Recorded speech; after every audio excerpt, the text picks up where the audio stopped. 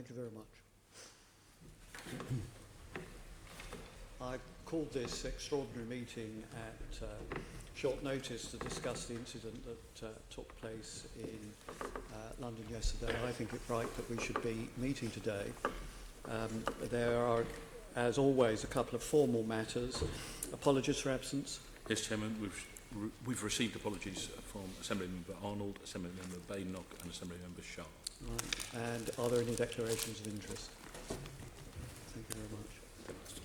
When we wake up in the morning, we expect to be able to come to work and to go about our daily business as we usually do. When members of the emergency services and the police wake up in the morning, they have no idea what they are going to be expected to do. All they know is that they are the servants of Londoners, they are public servants, and they will have to take whatever comes their way. Yesterday, in the case of those people who were killed and injured yesterday, particularly the police officers,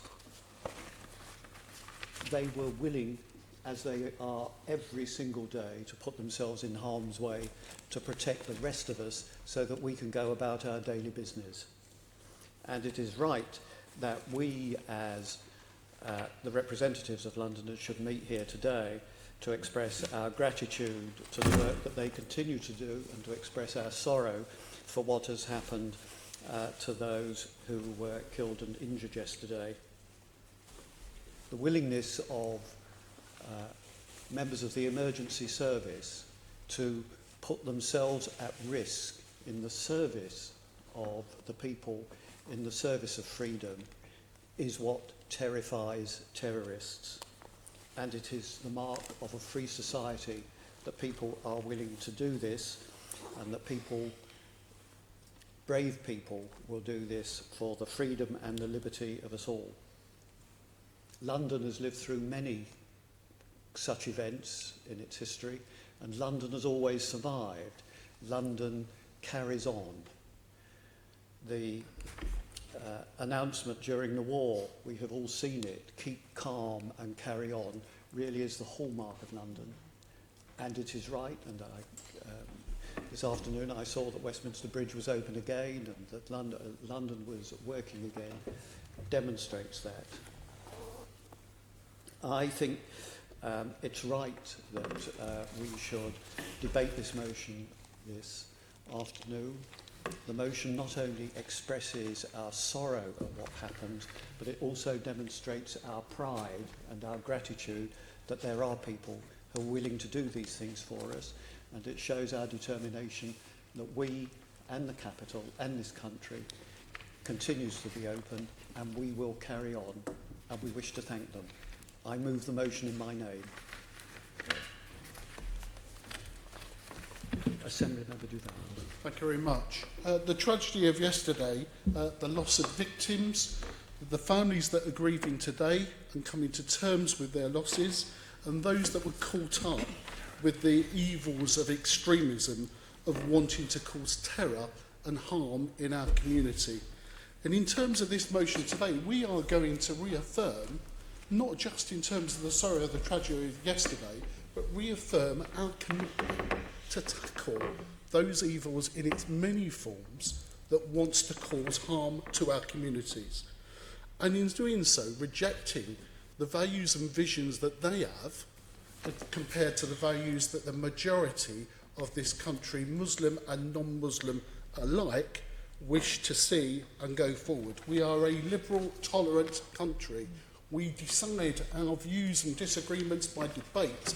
We do not take to physical violence in terms of trying to put our point of views across. That's what's good about this democracy and the notions of it. So in doing that in this motion, let's be very clear. It is about recognising the losses that we faced yesterday, the suffering and the sorrow that's caused by these horrific events that occur not just in this country but internationally.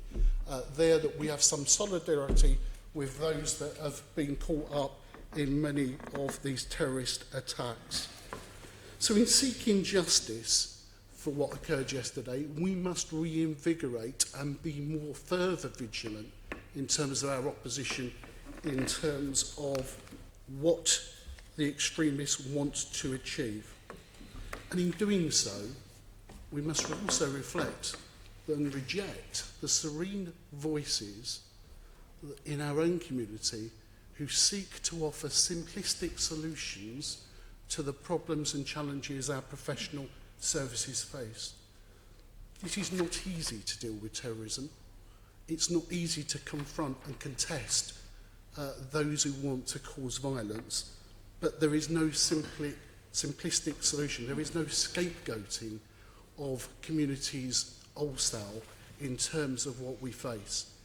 Because that's when the terrorist wins, really. If they can divide us off from the mainstream to the extremes, then actually they succeed. Because what they want to do is try to do that. It's not just causing fear, it is determined to separate people out, that actually that their arguments are winning and ours. And by turning on ourselves, that's why I think we do need to reflect. Commentators, pseudo-politicians, wherever they are, if they think they're being helpful, they're not, because at this period of time, as the Chair says, we need a calm and thoughtful response. And as we've seen today, our professional agencies are moving on a number of fronts, and it's rightly so in terms of understanding what took place, learning the lessons, but also bringing the associates to justice in terms of the outrage that's been caused. And I just want to then move on in terms of some of the issues around issues of solidarity, what brings us, what unites us against the few that are committed to cause us harm and create that terror. So what unites us? It is our values, even though we're in this chamber we are politically opposed at times, but there are strong values that unite us, and why we need to make sure that whether it's in this country or whether it's abroad, that those who want to commit extremist activities, there will be consequences. There will be consequences. We will seek to protect, with a proportionate act, the people in this great city and hopefully in this country. And whilst it's wrong to talk about the successes that have been had, we need to remember that our professional agencies have protected us against 13 potential terrorism activities. Now, in terms of going forward, we need to actually refocus, we need to think further, and we need to build on those issues that do protect us, and also come to terms with the event yesterday. Sadly, it occurred, and we should reflect, as we've done already, and we will continue to do so, I think, on the coming days, and reflect about those services who did an incredible response. Words fail in terms of the response yesterday that took place there, that we know that the work that we've undertaken in preparation for events such as this does pay off. And I want to pay tribute to not just the police service, the emergency service, but security agencies as well, because we need to really think about, we need to reflect on what's occurred yesterday, reflect on the past, but also we need to keep thinking further forward. And one last point, Chair, I want to make, and it's important. International cooperation is going to be key here, whatever the lessons that I've learned, because when we contest the ground against the extremists, wherever they may exist, and whatever forms they exist, we really need to be united in going forward on this across where those that have got a common cause. And that's why it's important for us about some of the issues around the European debate, not to reopen the issues of the referendum, but that international cooperation that takes place with us and those on the mainland Europe is going to be paramount for our safety, as well as sharing some of that intelligence we've got. So there are some issues that we need to do. No knee-jerk responses, but they're very important issues that we need to resolve in the coming months in terms of negotiations.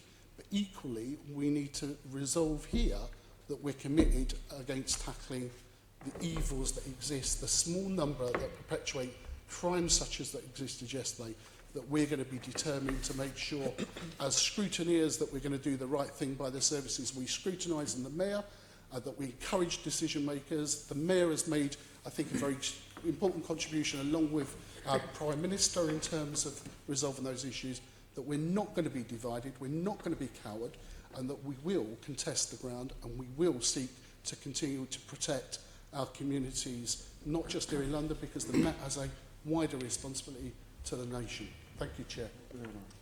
Assembly Member Bacon.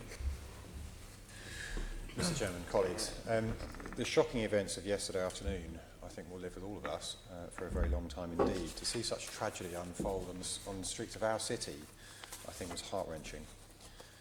Perpetrators of attacks, such as the one that occurred in Westminster yesterday, are hate-filled cowards who view people simply as anonymous targets. And I think we need to be clear about this. It takes no courage whatever to mow down unsuspecting pedestrians, including children, and then use weapons to attack an unarmed man. There is no honour in doing so, and there is no greater cause being served in carrying out such atrocities.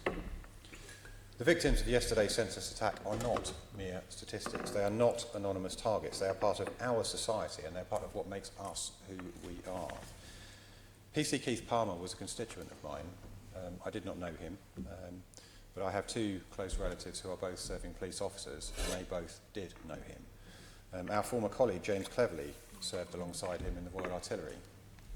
He leaves behind a wife and children. He is not a faceless, anonymous target. And similarly, the people that were wounded and killed on Westminster Bridge are not anonymous targets to be opportunistically disposed of. Perpetrators of atrocities like yesterday's are rightfully condemned. But as the Prime Minister remarked earlier today, although yesterday we saw the very worst of humanity, we also saw the very best of it. And speaking personally, I am never prouder of my city, and indeed of my country, than when I witness how we respond to adversity. The passers-by who tended to the wounded and the dying on Westminster Bridge yesterday, as an example, the emergency services who acted so impressively in containing and controlling the situation, and I would defy anybody not to be moved by the pictures of Tobias Elwood, covered in blood, as he displayed selfless courage in fighting, ultimately vainly, to save PC Palmer's life. Similarly, the reaction of the people of the city who refuse to be cowed and are quietly going about their business today as they would normally demonstrates our refusal to give in. And I think that the Mayor was quite right yesterday in what he said about, in our society, Christians, Jews, Muslims, Hindus, Sikhs, Buddhists, people of other faiths, people of no faith, can live peacefully side by side and succeed together. We live in a democracy. We live in a society where people are free to hold different points of view, as Lendeval has just said. And like Parliament, this place, this building, is a living embodiment of that principle. And I believe the actions of so many people yesterday demonstrated the very best of us, alongside one action which demonstrated the very worst. We will go on. And I think in the face of such solidarity, the peddlers of division, hatred and intolerance, such as the perpetrator of yesterday's attack, will never, ever defeat us. Thank you. Member Russell. We stand together here in this chamber, united by our sorrow for those who were killed yesterday, and our compassion for those who were injured, and our pride in the way that our police officers, emergency services, doctors, nurses, and ordinary Londoners responded so bravely in the face of senseless violence. On behalf of the Green Group, I want to pay tribute to the lives that were lost, and our thoughts go out to those who were injured and are currently being treated, and also to the families, friends and colleagues of all those directly affected by this awful tragedy. We must pay a particular tribute to PC Keith Palmer. We are truly in his debt. And I believe this terrible act will not dent the spirit of London, and that we are right to stand here in solidarity, to stand up for democracy and against terror and against those who would divide us. I support the motion. Member Whittle. Thank you very much, Mr. Chairman, and also for calling this meeting and putting this passage forward, because I would like to join with Assembly Member Duval, Bacon and Russell in adding my complete support for the motion, and on behalf of our group here, condolences to the people who were killed yesterday and the people who were injured. This is something which I personally, have had some experience before living in Woolwich when Lee Rigby was murdered. And what happens then is, well, as has been mentioned, people suddenly come into their own. They remain calm and they help, like we saw yesterday, and it is truly moving. And, I go into Westminster a lot and I see the armed policemen with their guns at the entrance to Westminster Tube. And I find it extraordinarily reassuring that they are there, that they're so good-natured, when they are doing an appalling job, which is becoming one which is increasing, unfortunately, and increasing in its need. And also, I come to work sometimes on the Thames Clipper, and you're going up the river and it seems like the safest thing to be doing. But then this week I saw in the paper there was a drill being done by the security services to prepare for a possible attack from a pleasure boat on the Thames. And of course it does slightly change your perspective on things, but I think it is without question a great gesture that we have come together to show our support for all of us in London and for the security services and the people who died yesterday. So on behalf of the UKIP group, I utterly completely support this motion. Thank you. Assembly Member Pidgeon. Thank you very much. The horrors we saw on the streets yesterday are a fundamental attack on London, on our country, our parliament, our democracy, our way of life, our British values. It's quite horrific, I think is the only word I can use. We obviously have to remember and should remember the huge sacrifice of PC Keith Palmer, and our thoughts go out to his wife, his children, his wider family and colleagues in the Met. And I think many of us will have been watching the news last night to see the acting Deputy Commissioner visibly shaken when talking about this loss of life last night. And our thoughts also must be with those who have been killed and seriously injured and their families. Their lives will never be the same again, and they will live with this for the rest of their lives.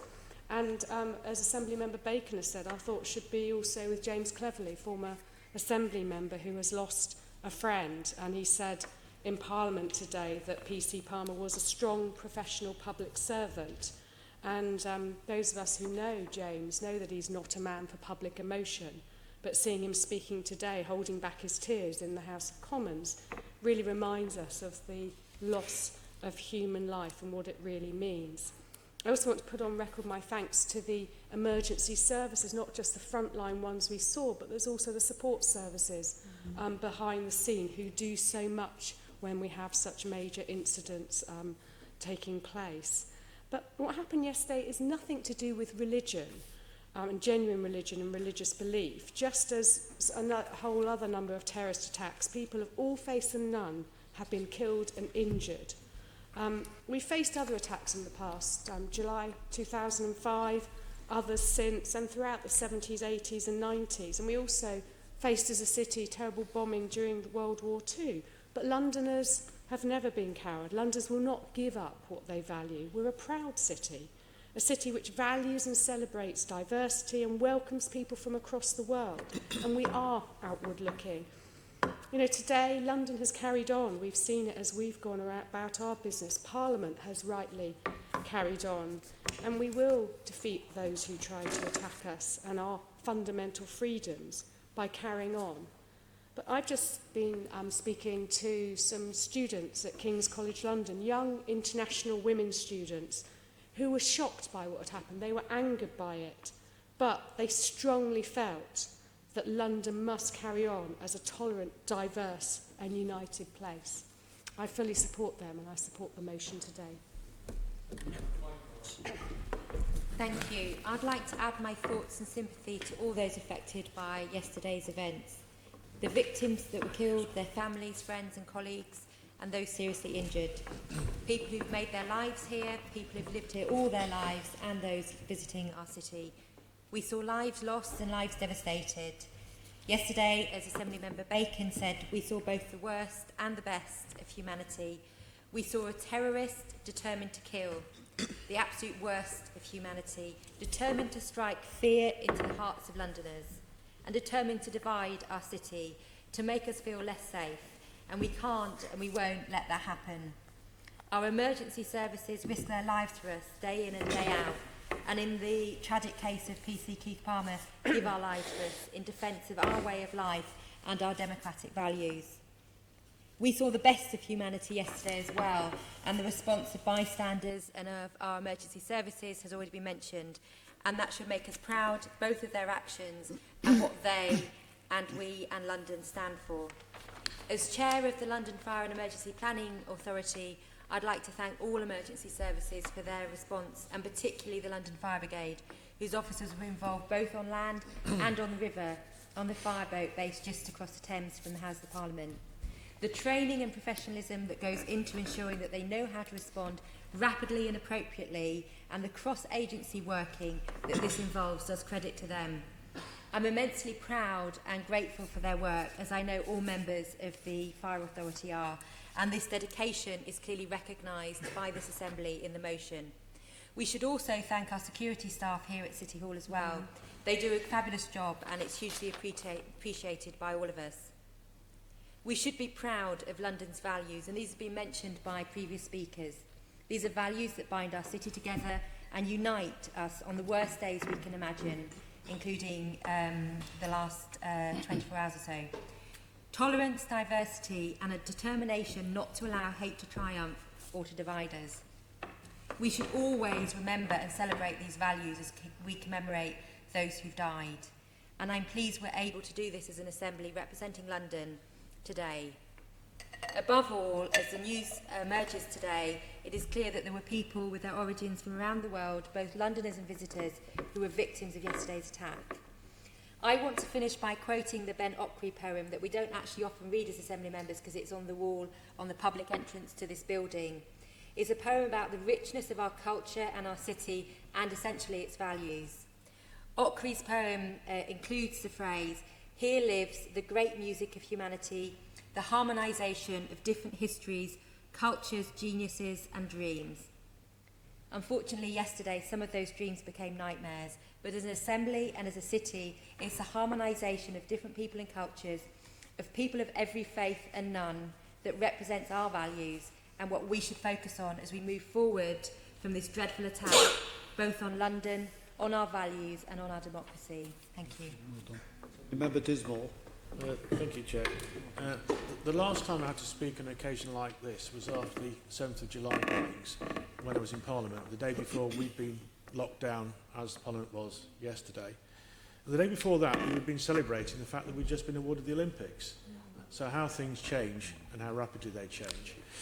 And it is right to say that whilst the security at Westminster gets ratcheted up, as it does across the whole of London, the police officers continue to maintain their good humour in the way that they deal with the public. So I also would like to pay tribute to PC Keith Palmer. And I'd like to say a little message to his family as well. My father was killed on public duty when I was 11. So I know the pain and grief that that family is now going through. And it lasts a long time. But eventually, that pain and grief falls away and the happy memories start to predominate. And I'd simply say to them, in due course, many years perhaps from now, those happy memories will start to take the place of the pain, and you remember a father and a husband for the good times, not just what happened tragically yesterday. When we pay tribute to the police, I'd also like to pay tribute to the borough police officers out in the streets, in outer London, in inner London. They've had their leave cancelled, they've come into duty, and they are out there to reassure the public, to reinforce the message of community cohesion, which Assemblymember Duval mentioned earlier on. It's very easy for us to remember those who rush around in the fast cars with the firearms, dealing with this immediate terrorist threat, and not remember the ordinary bobbies on the beat who are out doing the job day in, day out, in the streets, in my constituency, in Barnet, in Camden, in everybody else's borough as well. And I'd like to pay tribute also to my borough commander in Barnet in particular, who's been brilliant at keeping us up to date with what's been going on both at Westminster and also, more importantly, what's been going on in the constituency. There's been a lot of strain on community cohesion recently from various events, which I won't go into. I think we all know what they are. And I think it is instrumental to remember, of course, that the perpetrator was UK born. He wasn't a migrant, as some people would try to use this as an opportunity to attack migrants. He wasn't. He was UK born. And one of the things we really do have to try and understand is why people who are UK born end up doing these terrible, terrible things. If there was an answer to it, I'm sure we'd have it by now, but there isn't so far. And that is something we must always remember and always must work against. I also echo the tributes that have been paid to the emergency services. But one of the problems that always happens is when these events start to die down and when the tributes have been paid, we forget that they need the resources to do the job. And one thing that has come loud and clear from this Assembly, I think pretty unanimously, is that we have to make sure that the police and the fire service and the ambulance service are properly resourced for London. And I hope that the government, the Prime Minister, having made those tributes, doesn't forget what happened in terms of the response of our emergency services yesterday, and make sure that they are fully and properly resourced into the future. And if more resources are needed, once the full circumstances are known, then those resources must, of course, be provided. So, I echo everything else that everybody else has said today. I hope that PC Palmer's family, and indeed all the other bereaved families, recognise that in the long term, the pain does go away. But in the end, Londoners have come together and have come together very well, and those who would seek to divide us will find their message completely refuted by the response of London and Londoners. We have our own emergency here in the chamber. An ambulance is shortly going to come to collect a security guard. Can I ask those of you who wish to speak further on this motion, speak briefly so that we can come to a conclusion, please. Assemblymember Eshalomi. Thank you, Mr. Chair. Yesterday's incident felt very real to me because I've been walking up and down that bridge for a number of appointments in the last few weeks. And just last Friday, my younger sister had her first baby at St Thomas's. I was late for that, so essentially I ended up taking the bus over the bridge instead of walking. And when you walk over that bridge, the amount of people that you see just going about their daily business, you see tourists, you see people rushing from work, you see young children, and it just shows that why London is a great city. I think it is important that we recognise the hard work of all our different emergency services. And, again, I echo and add my tributes to a number of the tributes that we've already heard this afternoon. I also want to pay tribute to some of the staff across our public transport network system as well. The staff on the underground and the staff on all the different bus drivers. Again, who are helping to reassure a number of people when some of the stations, especially Westminster, was on lockdown. I think it's important for us to continue to be an open city and we continue to celebrate our diversity. And I'm happy to welcome that I was able to welcome a group of young people from my constituency to this chamber yesterday. And we must continue to make sure that our young people continue to visit the heart of democracy. Thank you. Can I put the motion to the Assembly, please? Those in favour of the motion, please. Unanimous, Chair. Okay. Thank you very much. Meeting is over.